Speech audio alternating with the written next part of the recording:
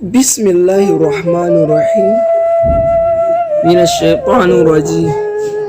‘Yan uwana masu kallon mu, Assalamu alaikum wa rahmatullahi ta'ala wa barakatuhu.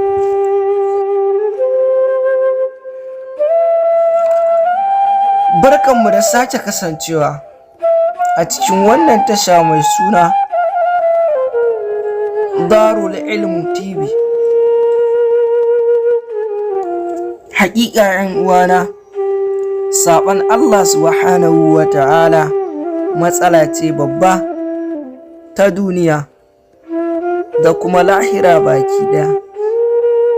Kada ka yarda, kada ki yarda ko aikata zina domin wulaƙanta rayuwa ne.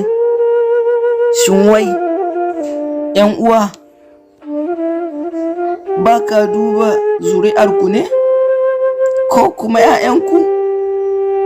Ya kamata ku tausaya wa rayuwarsu don faɗawa cikin wani hali ya kasance ana alfahari da su.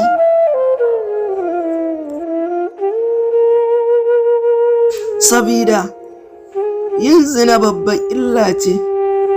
Wayyo ‘yan uwana samari da ƙannaina mata, ya kamata ku yi hankali domin samun rabauta.